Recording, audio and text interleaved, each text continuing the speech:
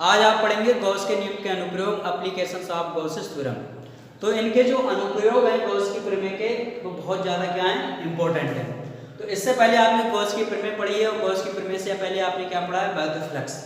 तो जब तक आप वैद्युत फ्लक्स आपको तैयार नहीं है, ना आप गॉस की प्रमेय कर पाएंगे, ना आप इनके अनुप्रयोग कर पाएंगे। तो सबसे पहले आप क्या करेंगे, पहले वैद्युत फ्लक्स तैयार करें, उसके बाद गॉस की प्रमेय तैयार करें, फिर इसके बाद इनके अनुप्रयोग। अगर आप अनुप्रयोग पढ़ रहे हैं, पीछे कुछ आपने पढ़ाई नहीं है, तो आपको इसमें कुछ नहीं समझ में आएगा। तो इसमें इस चैप्टर में, पूरे चैप्टर में जो मेन रोल है उस टॉपिक का नाम है वैद्युत फ्लक्स। तो इलेक्ट्रिक फ्लक्स को आप अच्छे से तैयार करें। कैसे इलेक्ट्रिक फ्लक्स निकालने का तरीका है, इलेक्ट्रिक फ्लक्स आप निकाल पाएंगे तभी गॉस की प्रमेय कर पाएंगे, तभी क्या कर पाएंगे, इनके अनुप्रयोग। तो इनके जितने अनुप्रयोग हैं आप इनको अच्छे से तैयार करें, एग्जाम की दृष्टि से बहुत ज़्यादा इंपॉर्टेंट है। तो सबसे पहले हम पहला अनुप्रयोग लेके चल रहे हैं, बहुत पूछा जाता है एग्जाम में।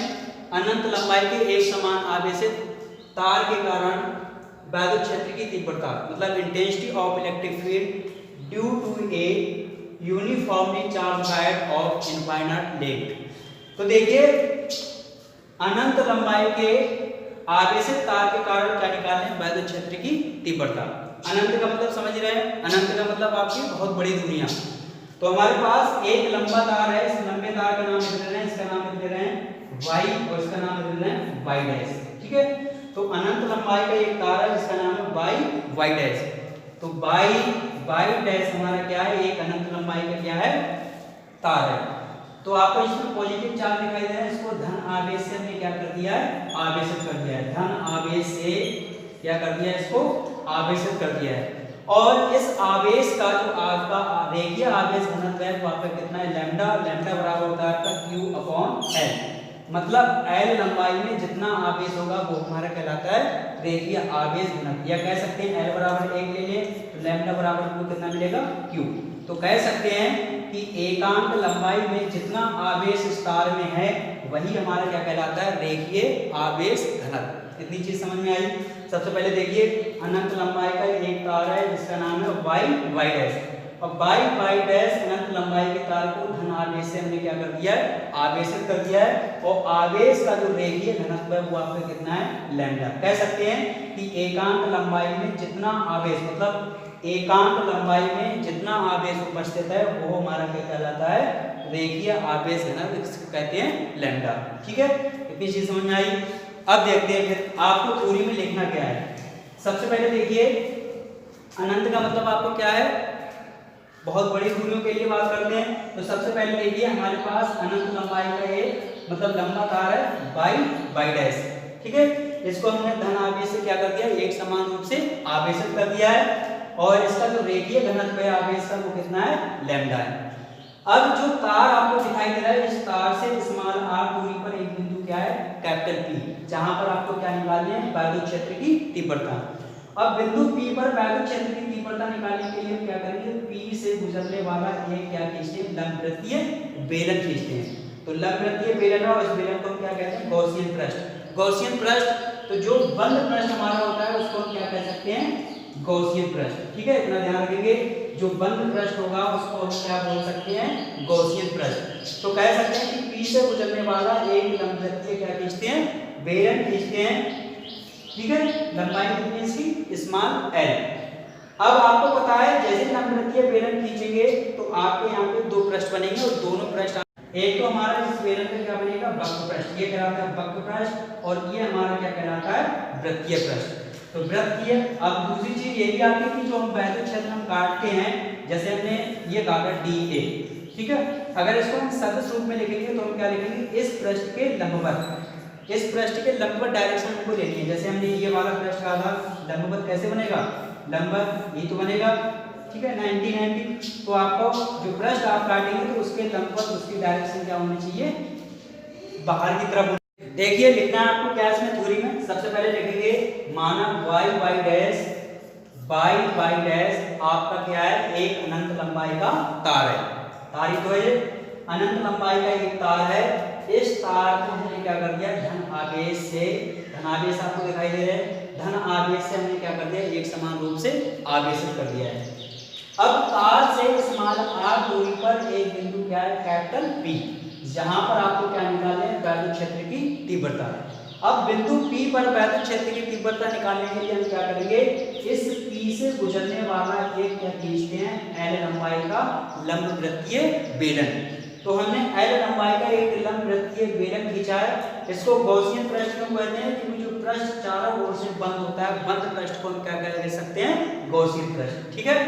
अब जैसे ही लंब वृत्तीय बेलन आप खींचेंगे तो वहां पर आपके दो पृष्ठ बनेंगे, एक तो हमारा बनेगा बक्र पृष्ठ और एक क्या बनेगा हमारा वृत्तीय पृष्ठ। अब हमको एक पृष्ठ पर काटना पड़ेगा हमको, जो आपका वक्र पृष्ठ है, और एक पृष्ठ काटना पड़ेगा किस पर, वृत्तीय पृष्ठ पर। तो वृत्तीय पृष्ठ का अलग निकालेंगे और वक्र पृष्ठ का अलग निकालेंगे, फिर टोटल को दोनों को क्या कर देंगे, जोड़ देंगे, तो पूरे गॉसियन पृष्ठ का क्या निकल आएगा, वैद्युत पृष्ठ निकल आएगा। तो सबसे पहले क्या लिखेंगे आप, माना y डैश आपका क्या है, एक अनंत लंबाई का तार है जिसको धन आवेश से एक समान रूप से क्या कर दिया गया है, आवेशित कर दिया है, और जो आपका आवेश का रेखीय घनत्व है वो आपका कितना, रेखीय आवेश घनत्व वो आपका कितना है, लैम्डा है। ठीक है। इसके बाद तार से इस मान r दूरी पर एक बिंदु कैपिटल P है, जहां पर आपको क्या निकालना है, वैद्युत क्षेत्र की तीव्रता। अब बिंदु P पर वैद्युत क्षेत्र की तीव्रता निकालने के लिए इस P से गुजरने वाला एक क्या खींचते हैं, L लंबाई का लंब वृत्तीय बेलन। अब लंब वृत्तीय बेलन आप खींचेंगे तो आपके दो पृष्ठ बनेंगे, एक तो पृष्ठ हमारा बनेगा वक्र पृष्ठ और एक हमारा क्या बनेगा, वृत्तीय पृष्ठ होता है। ठीक है। तो एक तो हमारा वक्र पृष्ठ बनेगा, एक हमारा बनेगा वृत्तीय पृष्ठ। वैद्युत फ्लक्स निकालने का तरीका क्या होता है, सबसे पहले हम छोटे जो हम भाग काटेंगे उसके कारण निकालेंगे, फिर हम पूरे का निकालते तो उसका क्या कर देते हैं, छोटे वाले का समाकलन। अब बात आती है कि यहाँ पर हमारे दो पृष्ठ बनना है, एक तो हमारा बनना है वृत्तीय पृष्ठ, एक बनना है हमारा वक्र पृष्ठ। एक तो पृष्ठ काटना पड़ेगा हमको वक्र पृष्ठ पर और एक काटना पड़ेगा हमको वृत्तीय पृष्ठ पर। अब देखिए ये हमारा जो आपका जो पृष्ठ है वो आपका ये क्या कहलाता है, ये वक्र पृष्ठ है। इस वक्र पृष्ठ पे हमने क्या काट दिया, छोटा सा भाग काट दिया, और छोटे से भाग का क्षेत्रफल क्या बनता है, DA, जिसने वैद्युत फ्लक्स पढ़ा है। ठीक है। तो उसका हमने छोटा सा भाग काट दिया, वो आपका बन गया DA। अब इसकी जो दिशा होती है वो कहाँ होती है, पृष्ठ के लंबवत बाहर की ओर। तो इसके पृष्ठ के लंबवत रेखा खींचेंगे तो आपकी बनेगी, ये बनेगा आपका DA वेक्टर, इसको सदिश रूप में लिख सकते हैं DA वेक्टर।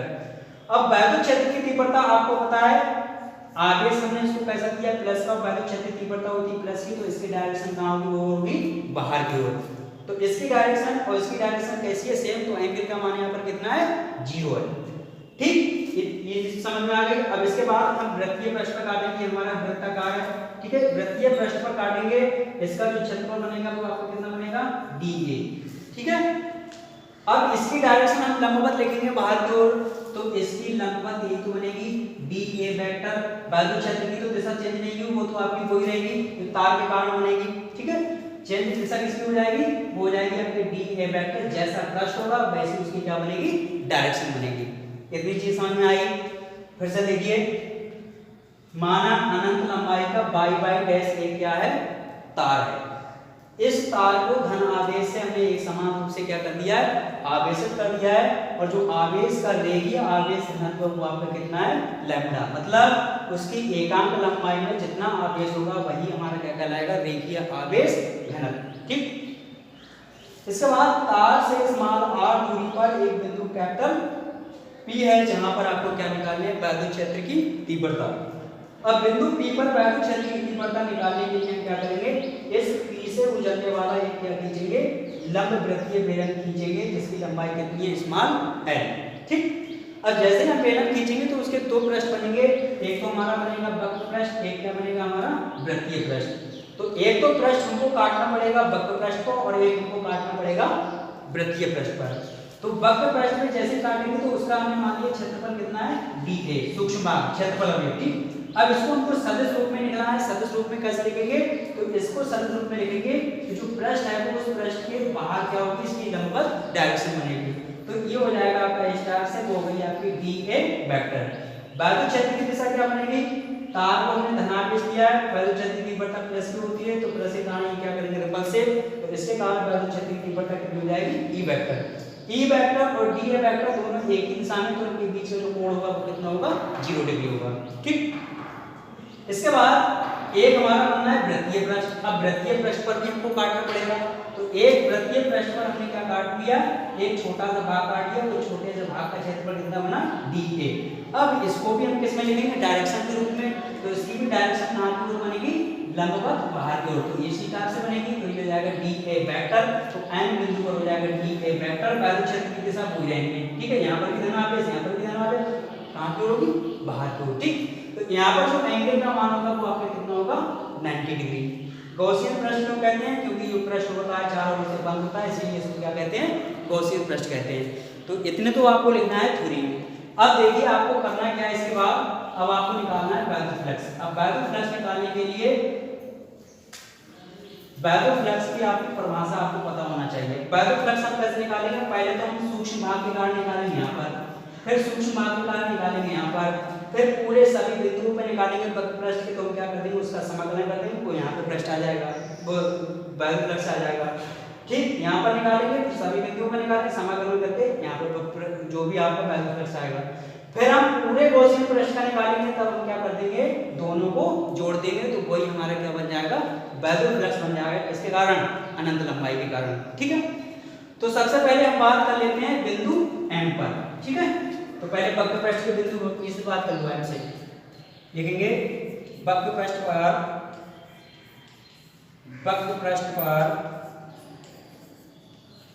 स्थित बिंदु, पहले वक्र पृष्ठ पर नहीं, चलो उस पे निकाल लो, वृत्तीय पृष्ठ पर, वृत्तीय पृष्ठ पर, वृत्तीय पृष्ठ पर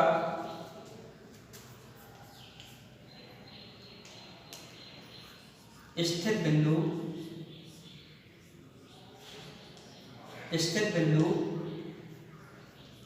M के लिए, ठीक है। वृत्तीय पृष्ठ पर हमारा बिंदु कौन सा है, M। तो पहले M पर क्या निकालेंगे, पहले DA से गुजरने वाला वैल्यू फ्लक्स निकालेंगे, फिर हम पूरे के कारण निकालेंगे, DA के कारण आएगा उसका क्या कर देंगे, समाकलन, जैसे हम वैल्यू फ्लक्स में करते हैं। तो यहाँ पे लिखेंगे DA से गुजरने वाला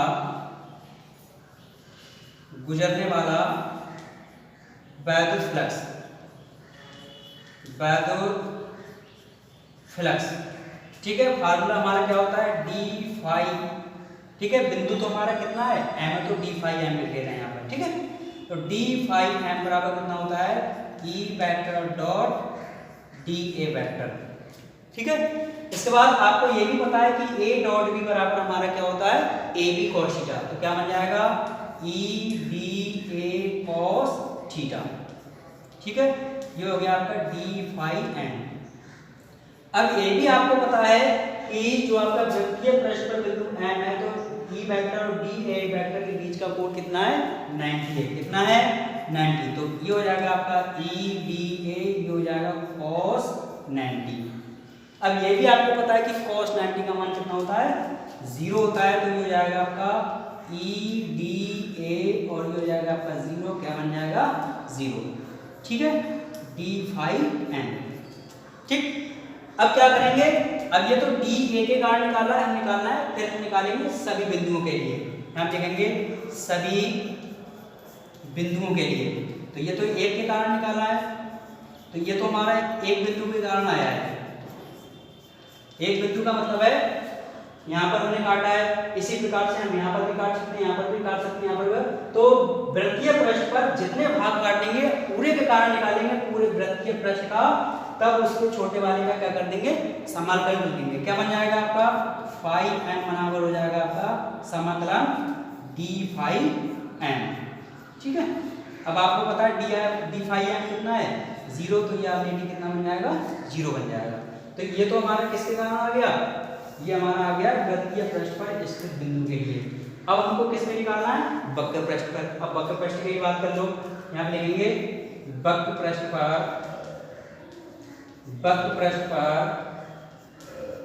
स्थित बिंदु P के लिए, ठीक है। तो वक्र पृष्ठ पर हमारा बिंदु P है। अब ऐसे ही हम क्या करेंगे, बिंदु P पे निकालेंगे। अब बिंदु P पर हम कैसे निकालेंगे, पहले हम निकालेंगे DA से गुजरने वाला वैद्युत फ्लक्स, जो DA से आएगा, फिर हम निकालेंगे पूरे के कारण, तो हम क्या कर देंगे, उसका छोटे वाले का समाकलन। तो यहाँ पे लिखेंगे DA से गुजरने वाला वैद्युत फ्लक्स, ठीक है। तो क्या बनेगा आपका डी फाई ई बराबर हो जाएगा आपको वही फार्मूला वैद्युत फ्लक्स का कितना होता है E vector dot D A vector. आपने ये भी पढ़ा है कि ए डॉट बी बराबर क्या होता है ए बी कॉस थीटा। क्या बन जाएगा E D A cos theta, ठीक है। अब आप देखिए यहाँ पर जो कोण का मान बनेगा वो कितना बनेगा, वो आपका 0 बनेगा क्योंकि दोनों की दिशा कैसी है एक ही ओर है। तो यहाँ पर एंगल का मान बन जाएगा 0, ये हो जाएगा आपका ई डी ए और ये हो जाएगा cos 0। और cos 0 का मान कितना होता है 1 होता है और ये हो जाएगा आपका 1 और ये हो गया आपका ई डी ए, ये हो गया आपका डी फाई, ठीक है। एंड पी लिख लो इसको, ठीक, डी फाई पी।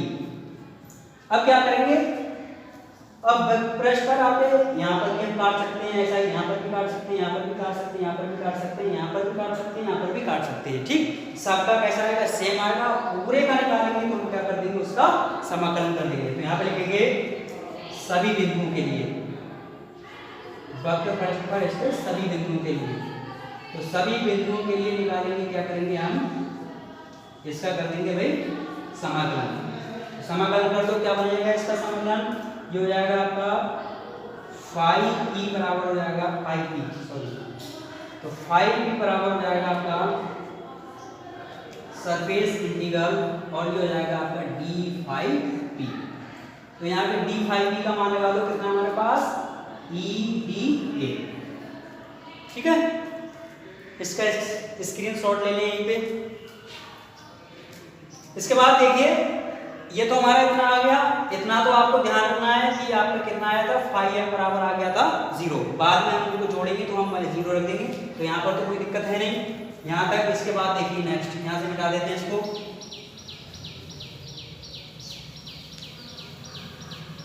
तो अब देखिए इसको आगे, तो ये हो जाएगा आपका फाई पी बराबर हो जाएगा, ठीक है। ई तो कांस्टेंट है, इसको बाहर कर दो सरफेस इंटीग्रल, ठीक है। तो ये हो जाएगा आपका बाहर, ये हो जाएगा सरफेस इंटीग्रल और ये हो जाएगा आपका कितना डी ए।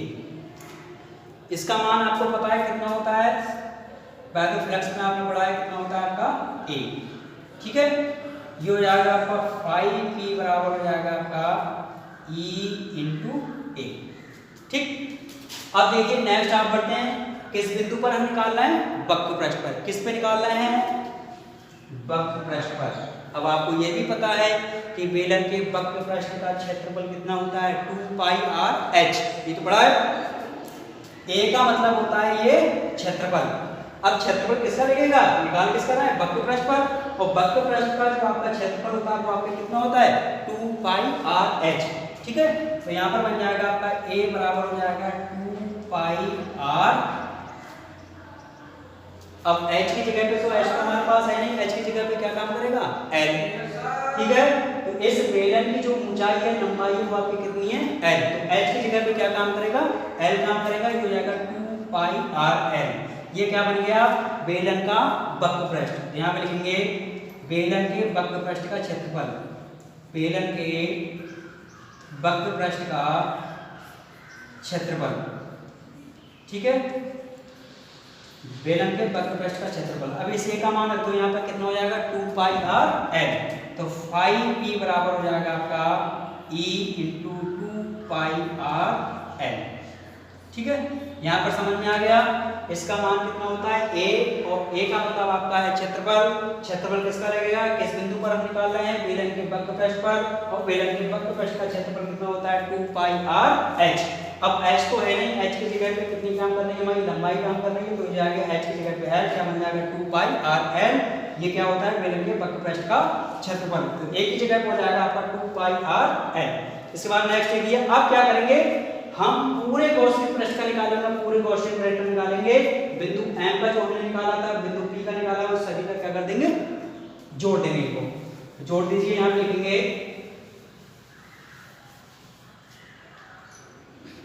यहाँ पे लिखेंगे संपूर्ण गॉसियन पृष्ठ, संपूर्ण गॉसियन पृष्ठ गुजरने वाला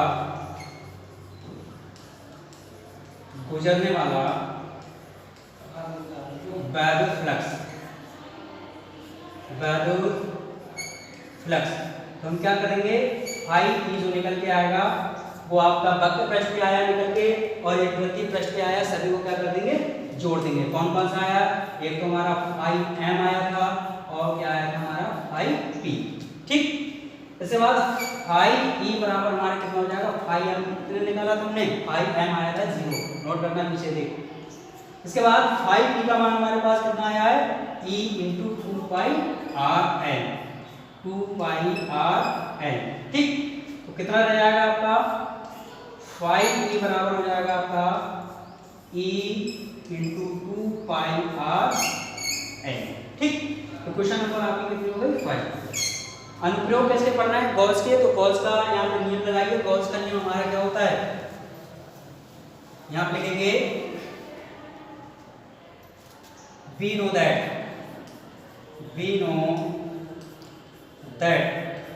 from Gauss's law। ठीक है, या गॉसेस प्रमेय, गॉसेस थ्योरम। अब यहाँ पे गॉस की प्रमेय लगाइए। वी नो दैट, हम जानते हैं कि जो हमारी गॉस की प्रमेय होती है, गॉस की प्रमेय क्या होती है, आपने पढ़ी है, फाई ई बराबर ये हो गया आपका क्यू अपॉन एप्सिलॉन नॉट, पढ़ा है भाई। तो फाई ई बराबर होता है क्यू अपॉन एप्सिलॉन नॉट। अभी आपने पढ़ा था, हमने आपको बताया था कि लैम्डा जो होता है वो हमारा क्या होता है, आवेश का, देखिए आवेश घनत्व। ठीक है, तो लैम्डा बराबर हमारा कितना होता है, क्यू अपॉन एल। एल लंबाई में उपस्थित आवेश की मात्रा को क्या कहते हैं, रेखीय आवेश घनत्व। एल बराबर 1 ले लेंगे तो क्या बन जाएगा, एकांक लंबाई में उपस्थित आवेश की मात्रा को क्या कहते हैं, रेखीय आवेश घनत्व। कैसे लिखते हैं, लैम्डा से। और लैम्डा बराबर कितना होता है, क्यू अपॉन एल। लैम्डा बराबर होता है क्यू अपॉन एल।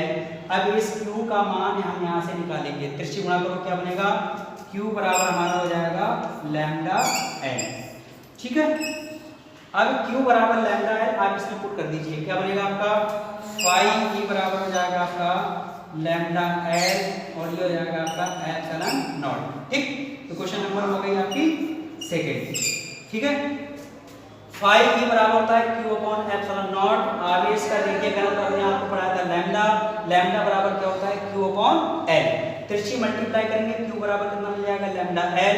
अब इस क्यू का मान उठा के आप इसमें रख दीजिए, क्या बन जाएगा, फाई ई बराबर lambda L upon epsilon not.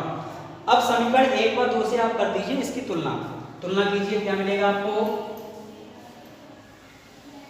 यहाँ पे लिखेंगे समीकरण 1 व 2 से। तो 1 व 2 से आप क्या देखेंगे कि एक साइड हमारी कैसी है, बराबर, तो ये भी साइड आपस में कैसे हो जाएगी, बराबर। तो ये बराबर कर दीजिए, तो ये जाएगा आपका e into 2 pi R L. ठीक, बराबर हो जाएगा किसके, लैम्डा एल, और ये हो जाएगा आपका एप्सिलॉन नॉट। ठीक है, समीकरण 1 व 2 से तुलना करेंगे, एक साइड कैसे बराबर, तो ये भी साइड एक दूसरे के कैसे हो जाएंगे, बराबर। e into 2 pi R L बराबर हो जाएगा lambda L upon epsilon not. अब यहाँ से एल से एल क्या कर सकते हैं, काट सकते हैं, कैंसिल हो जाएगा। अब यहाँ से e का मान निकाल दो, क्या बनेगा e का मान, e बराबर हो जाएगा आपका, यहाँ पे बचेगा आपका 2 पाई आर। ठीक है, 2 पाई आर, और ये रहेगा आपका लैम्डा अपॉन एप्सिलॉन नॉट। यहाँ से e का मान निकालो, क्या मिलेगा आपको, lambda upon 2 pi epsilon naught R. ठीक, ये होती है अनंत लंबाई के तार के कारण वैद्युत क्षेत्र की तीव्रता, किसकी प्रमेय से, गॉस की प्रमेय से। ठीक है, कभी कभी इसका वेक्टर रूप पूछ लिया जाता है, सदिश रूप। तो वेक्टर रूप क्या बनेगा इसका, सदिश रूप, वेक्टर रूप में, तो वेक्टर रूप में क्या लिखेंगे, तो ये हो जाएगा आपका ई वेक्टर बराबर हो जाएगा आपका lambda upon 2 pi epsilon naught R, और ये हो जाएगा आर कैप। ठीक है, आर कैप, ये हो गया आपका गॉस वैद्युत क्षेत्र की तीव्रता का सदिश रूप। तो E बराबर होता है lambda upon 2 pi epsilon not r, अनंत लंबाई के तार के कारण पैदा क्षेत्र की बता वेक्टर फॉर्म में लिखेंगे तो E वेक्टर बराबर हो जाएगा lambda upon 2 pi epsilon not r और ये बन जाएगा आपका r कैप। ठीक,